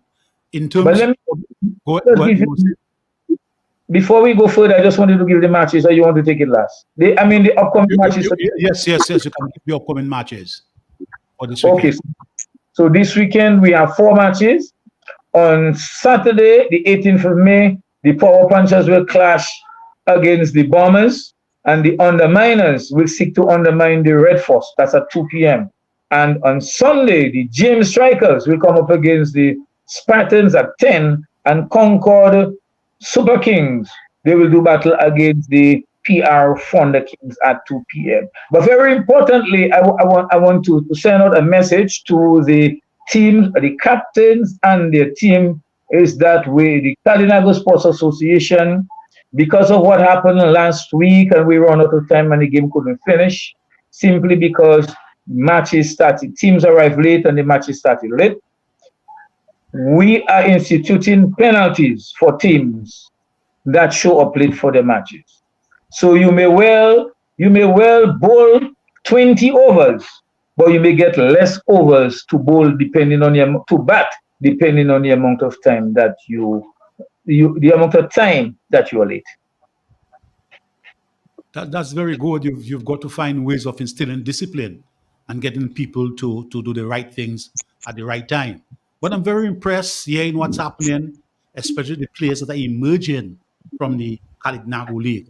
And I'm very impressed with what's happening there. And I encourage people from the area, from Roseau, on a Saturday afternoon or a Sunday afternoon, take a drive and go and relax yourself and enjoy yourself with high quality cricket. Exciting cricket, really, really exciting cricket. And one of the things we are looking to do, we are looking to get the most of the outstanding players into the Marino Blasters club setting. Sorry, the Kalinago Blasters club setting. Yes, because under 19 players that you have right now, how many players that made Dominic under 19 team from the Kalinago territory? I think it was about 6 or 7. So that shows that there is an emergence of Tyson. Tyson is a very good all-rounder. Benji has always been there. Hodge is excellent. So it shows that there is some talent in the Kalinago territory where if it is marshaled and managed properly, it can emerge into not only national, regional, but international talent. Well, we see KPL as a breeding ground for the young talent, and this is one of the reasons why we do all that we can to ensure that we bring it back, because we didn't have the league last year because of the poor condition of, well, not the poor, but the ground wasn't suitable for play cricket because we were trying to do some upgrading of the ground at that time. That didn't really fall through or happen as we wanted it to happen, but we do have a little extra space now and the ground is looking fine. We are still looking to put some facilities in place, and we have washroom facilities at Jolly John for the patrons. Are you also looking to put lights? Put lights in there to public play later. Yes, as a matter of the league was delayed by 1 month because we were hoping that would an organization who wanted to use the ground for an activity promised to put lights on the ground. So we waited for them, we cooperated with them and we waited for them, but apparently they didn't fall through. However, as soon as we can get the ground graded to international size boundaries, then we will, the Kalinago Sports Association will look to put the lights up. Very good, very impressive. Thank you very much for making such a good contribution tonight. And we'll be in contact with you in the future so you can keep us up to date about what's happening in cricket in your area. And to encourage persons to come out to the Kalinago territory to support high quality cricket. Good night. Thank you very much. Thank you very much, Mr. Landa. And I must apologize for not being able to come on last weekend due to circumstances beyond my control. All right. Good night. Good night. Good night to your panel and good night to all. Thank you. Okay. Thanks a lot. Okay. The area that we're going to be looking at now, we were hoping that we would have been joined by our local person on the West Indies Cricket Board, but unfortunately he has another commitment tonight, so he cannot be with us. But the area that we want to look at, and we would want as many persons as possible to come in and make their contribution, we want to look at the T20 World Cup. The T20 World Cup. Well, how it is evolving. We know already the major impediment for us. We have failed miserably to host several games of the World Cup. The impact it will have on our economy, the impact it will have on image building, our promotions, is phenomenal. But we fail miserably in that respect. However, the World Cup is coming on, and West Indies has selected a team of 15. And I'm not too sure if they are now in camp getting themselves together for the World Cup. But the World Cup is going to start very soon in our side of the world. Lobby Thompson, I would like to have your opinion. Rod, you know, I'm very anxious to weigh in on that. And as we said, we've missed a really great opportunity to showcase Dominica in front of millions and billions of people worldwide that look at cricket in the US, in Canada, in 1.3 billion people on the continent of India or in the country of India. We've really missed a great opportunity. But last week when we had both Sammy and Philo Wallace, I think it was. Not Philo Wallace. We were discussing the availability of the West Indians who are even now playing, and I asked the question directly to Sammy whether or not they were in negotiations with the India Premier League to bring our people back, to bring our players back who would not taken part in the league actively, to at least be involved in the game against South Africa, the warm-up games against South Africa. And I found out today that England, they're pulling out all of the players from the IPL so that they can gel together as a team. So Josh, their captain is leaving, Besto is leaving. All of the players even if their teams are winning, I believe Quran is the captain. I'm not sure if Quran is slated to leave just yet, but the majority of English players in the Premier League have been given permission to come back, to leave early. And I was looking at the names today, and several of them, their teams are saying goodbye. The tears are flowing. The teams are saying goodbye to them. But they have put their country first, and they're going to be together as a team to have some practice games and so on. And that is something that I think the West Indies would be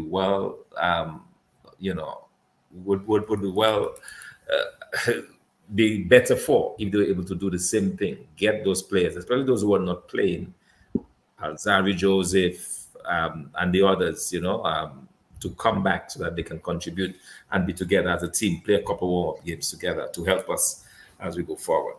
You see, first of all, Fountain and Landa, we knew about this World Cup T20 in the Caribbean for a year now. So that's where you have planning. You know that the players would be engaged in the CPL. That is where you have to plan, make sure the availability. First of all, you have to plan in terms of when are we going to get into camp? The availability of the players. Do we have warm-up games? All right, we need the players. So there must be early planning.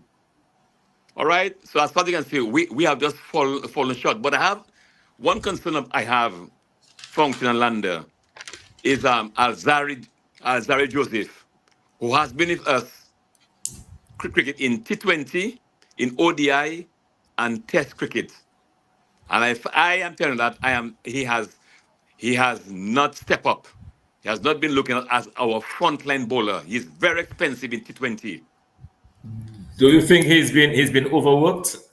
I to me, besides overwork, to me, I find he's not improving. I don't like his bowling at all. He's very wild. I mean, overworked. All right? Whether he is somebody you can talk to, because I saw him in Dominica bowling in Dominica, in Dominica, and I look at him like somebody I don't know, all right. But I'm just this guy now is back in form. Seals having a fantastic time in England. Are you aware of that? Yes, Jaden. Yeah. Right. And then you have this guy from Guyana. We have to look at. He has to step up.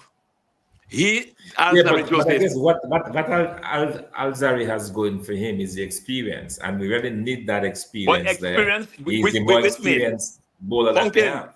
Fontaine, I want wicket takers. Let anybody have experience. I want to be a wicket taker. That's what I want to know. He's very expensive. Yes, but then, man, in T20 cricket, it's not. Look at some of the best bowlers. Bumrah probably has like 5 or 6 wickets in the IPL. No, but containing by the 5 wickets, you don't hit Bumrah. But I find, look at Alzarri as a fast bowler. I've never seen that a player come and bowl and over hitting him 6 at will. Guys hit him at will. No, but all the T20 bowlers get not like my friend, not like Alzarri, not Alzarri Joseph. The good guys don't, in him. I think he's done. He's definitely a pin ball. But I believe that he'll be helped. The bowling probably in tandem with Joseph Shamma Joseph. That might be able to boost him up a bit. But I still feel he deserves his peak on the 15th. I cannot imagine in West Indies' current configuration, he not having a peak there at all. Something you all were lamenting on in terms of the T20 games in Dominica, but not only forget you have a lot of cricket taking place in the West Indies. And not a single game at home in Dominica. Right. Yes, like the regional competitions. Of course, we have the England, the English tour, the T20 even. Yeah, but I think the T10 is taking place in Dominica. We do have the. We have a local T10 competition. Local T10 competition. What I about T10 to me, I'm not bringing cricket anywhere. No, but it's entertainment. It's entertainment. But there are 1 or 2 concerns I have with the West Indies team. I think that the West Indies selectors were constrained Afanas. If had Afanas on the recent trip, when they made him vice captain, had gotten a century and a big score in his first 2 games, Afanas would be on the West Indies team. You've got Charles and King. And those guys have been playing for a while, and they're inconsistent. They're very, very inconsistent. The other person I'm concerned about, Afanas didn't pick himself, so he had to stay out. And those 2 players were calling Charles and King as the openers. But Charles had the chance like Afanas, and he took it. He took it in Nepal. Yeah, he took it. That's the difference. That's the major difference. But then you have a fella of the caliber of Narayan. Okay, if you have considered about his bowling action, Narayan as an opener is scoring the most runs in the IPL. He's chucking. Narayan brought into the squad. They will bring him in as a batsman then. Of course, as an opener. Because he's scoring the most runs as an opener in the IPL.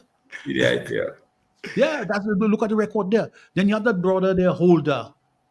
When Holder took over the West Indies from Sammy, I saw what a bright talent. But Holder plateaued and he went down. When I saw against the Netherlands, Holder bowled an over of over 30 runs against the Netherlands. Yeah. I said, this guy is carefree, man. He's just going for the motion. He's not committed to West Indies cricket. So I would have done the experiment with Louis, the other uncle Louis from Leeward Islands. I've done an experiment with that particular player. But definitely Narayan should be somewhere on the West Indies team. Yeah, but the West, they wanted him. That was a personal decision that Narayan took. So there's not much that can be done about it. He decided he was not going to play for West Indies. And it's very difficult. Everybody tried. Powell tried. And I mean, everybody. Was it a concerted effort? Was it a concerted effort? But I believe the most critical thing, we're going to a break now. The most critical thing is the preparation, getting the 15 players together to prepare for the World Cup. We'll go into That's why I hope they break come and we'll come from back. IPL.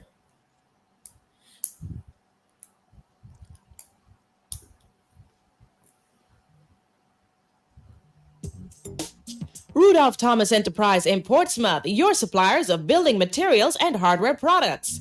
Over 20 years experience in the business. Rudolph Thomas has lumber and plywood, Portland and tile cement, steel rods, galvanized and fenced pipe, and Rudolph Thomas can meet all your wire needs. Galvanized roofing sheets, doors, windows, toilet sets, face basins, and bidets.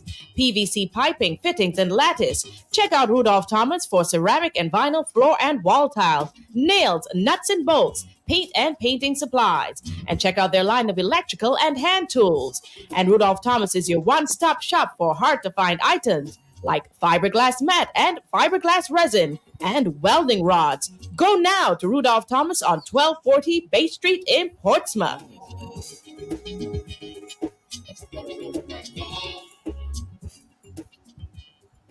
It's on its way. The United Workers' Party, Team Dominica, the Electoral Reform Coalition, is launching the first Dominica Economic Revival Summit 2024 under the theme Planning for Sustainable Growth and Development, taking place June 4th to the 6th at the Jungle Bay Resort and Spa. Sufria is on its way. Present will be key stakeholders, government officials, business leaders, and experts in various fields in Dominica to engage in creating a master plan to serve as a roadmap to Dominica's future development.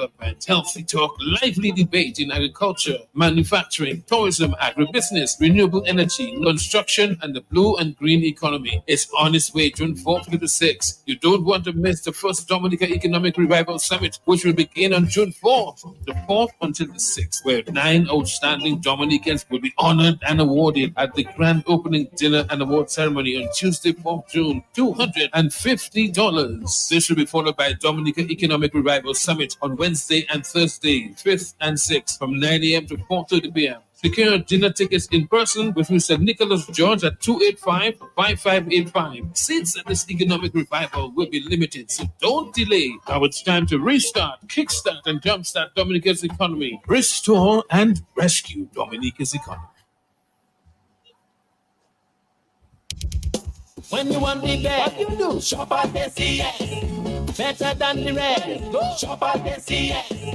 And they all compare. Shop at SCS. You get more for what they say. Shop at SCS. Shop at SCS. Yeah. Shop at SCS. Shop at SCS. What they say. Shop at SCS. SCS family, customer friendly. With 3 locations, it's so convenient. And our prices, they are the nicest.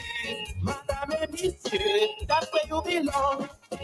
Oh, tell your mama, tell your papa, shop at SCS. Tell your son and your daughter, shop at SCS. Auntie, nan, and cousin, friend, open power, all of them. Grandma, grandpa, open neighbor, girlfriend, boyfriend, side. What? Shop at SCS. Shop at SCS. Shop at SCS. Shop at SCS. Check us out at Pottersville, High Street, and downtown Rose.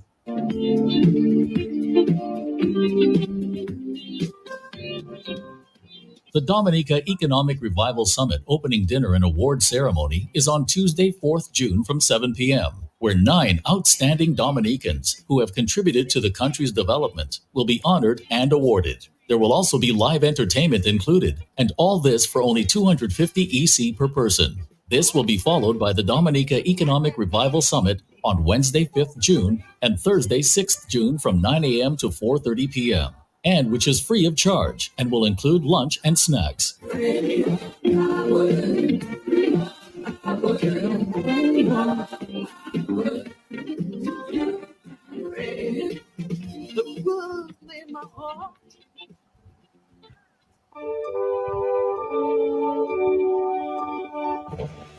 Dominica, it's on its way. I'm pleased to announce that the plans are going exceptionally well for the hosting of the first ever Dominica Economic Revival Summit that is scheduled for June 4th to 6th at the Jungle Bay Resort in Sufria. Come help us kickstart, restart, and jumpstart Dominica's economy.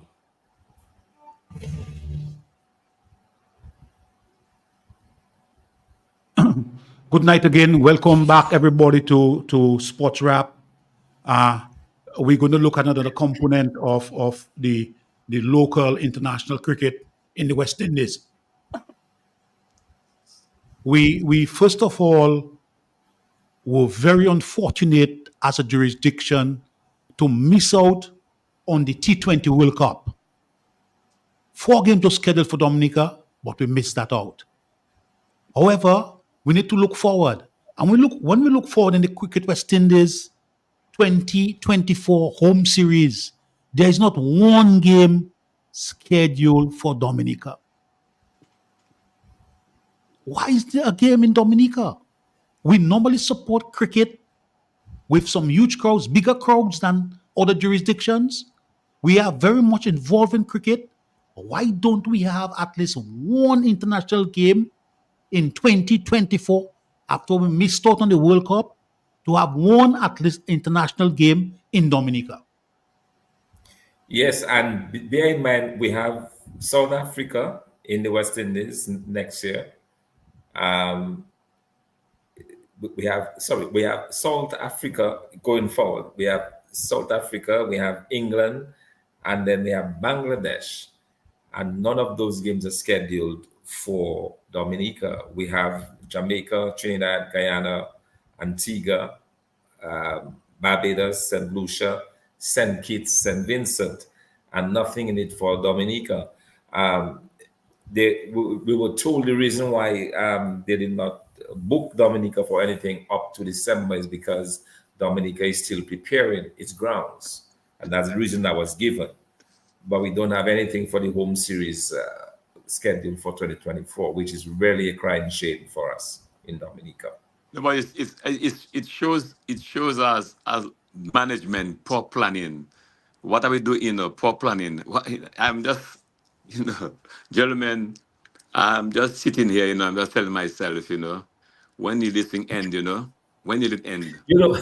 But you talk about poor planning. Why we think about this? St. Lucia, on the other hand, they're investing $80 million in the facilities. 80 million. And guess where they're getting some of that money from? From National Bank of Dominica. The National Bank of Dominica is giving a loan to the St. Lucia government so that it can develop its sporting facilities so that they can attract all of those games into St. Lucia. And we remain, as we say in Dominica, Cranana. It's a crying shame. It's a crying shame. But talking about this, let me just give our listeners, as I mentioned it, I can give you the schedule for the home series. So you can begin to plan. Since there are no games in Dominica, you can begin to plan your trip in the region for the cricket lovers. So it begins on May 23rd, 25th, and 26th, the free T20s that will be held in Jamaica.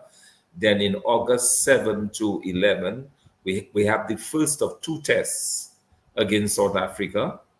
The first test taking place in Trinidad, and the second test on the 18th and 15th to 19th of August in Guyana. And then there are free T20s from the 23rd to the 27th of August taking place in Trinidad.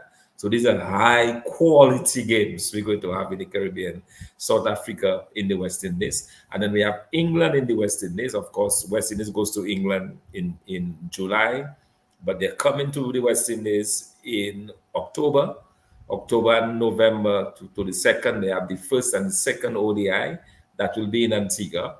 Then November 6, 9, and 10, there'll be 3 ODIs and 2 T20s in Barbados. And November 14, 16, and 17, there'll be 3 T20s in St. Lucia. So our money from NBD will be helping to make sure St. Lucia gets that game in November. And then in Bangladesh, we'll be in the West Indies, November 22nd to 26th, first test in Antigua. November 30 to December 4th, second test in Jamaica. December 8, 10, and 12, 3 ODIs in St. Kitts. And December 15, 17, and 19, 3 T20s in St. Vincent. So Bangladesh is coming. Bangladesh can come to Dominica. You remember when the only country that wanted Bangladesh was Dominica, right? Yes. There was massive support. Bangladesh couldn't believe that they got that kind of support in Windsor Park. You know. Yes, and But we now, can get It's them. We grossly can get them a unfortunate. whole year. No Yeah, it's international grossly cricket in unfortunate that we don't seize those opportunities to create some production, to transform, to add value to what's happening in our society. I trust in the not too distant future, we will be able to add value and transform and contribute to development of our country in different facets. Very, very important. The final area I want you all to comment on, I hope to have somebody from the Cricket Association next week to tell us more about the T10, the upcoming T10 competition in Dominica. Any ideas, any points that you would like to make about the upcoming T10 cricket in Dominica? Well, you see, Land, I don't know. I wouldn't. Yeah, you're talking about the T10. I was more looking at the T20 World Cup, and our preparation. Yeah, That we is my spoke, we concern spoke, we about the spoke about that in preparation. great Yeah. detail. We are a bit out of time. We just want to have 1-2 minutes Yeah, our and focus on the preparation. T10 in I think any cricket is good cricket. It's something I witnessed some games. I think it was last year in Dominica of the T10. It's a very exciting, entertaining cricket. very entertaining. Although it does not give you much time, 10 overs, it's really short. But It's it is fun what cricket, it's what it- entertainment cricket. It's entertainment cricket, so it's good. I would certainly encourage Dominicans to come out. When does it start again, Ron? It starts in the next couple of weeks, right? Yeah, I think in the next month will be the start of time. But I will get somebody from the Cricket Association. I was hoping to get either Mr. Sebastian Liam or Mr. Marsland, but they have other commitments tonight, so they could not be part of the program. But however, in the future, I would like them to come to tell us about the T10 competition. I want Dominicans to support local sports. That's a healthy means of entertainment, be it basketball, be it cricket, be it football. Please, Dominicans, let's support our local sports. And let's get back to those days, Ron, the heady days of the 70s and 80s, when the Windsor Park Stadium was filled to capacity with people up to the line, up to looking at football or cricket, or basketball even. I remember days when the basketball court would be rocking with persons, even netball, Dominicans were there in support. So I think we need to get back to those days. We need to really go up there, support the young sportsmen and women of Dominica, because they're doing their best under very trying circumstances. We need to give them all the support that we can. But we have a lot on Dr. that, Fountain, at the same time, Dr. Fountain, please make your closing comments. And we go to Lobby, and I'll make some closing comments. Yes, well, just that basically, and again to look forward to the two games. I'm really excited about Guatemala coming up against Dominica on the 5th of June, then the 9th of June in Dominica, Jamaica taking on. And as we said earlier, Sports Wrap will be offering 5 of our lucky fans. We want to reward our fans because every single week we have tens of hundreds of fans across the globe and in Dominica who listen religiously, and we'd like to reward 5 lucky fans with tickets to that game. So we're looking forward to you being able to do that, for our fans. And we just want to again encourage you to come up. There's good activities this weekend in basketball, the chess championship coming up. Take an interest in that as well. And the Dominica cycling team, they're also in Brazil, I think. There is something going on in Brazil. We'll be hearing more about that next week. Yes, I just want to, again, for the Athletics Association and the Olympic Committee, the time is at hand to have a banner out. The Olympics are right here on our doorstep. We have to highlight Thea Lafont. We have to do that, not to wait when she waits in Paris, she end up winning, to start glorifying and blowing trumpets in Dominica. All right? I would like to see a banner somewhere, something somewhere. Very, very good point, Lobby. Very good point. Let's say good night to all our fans, and we look forward to you joining us again next Thursday, same time, same place. Good night. Good night.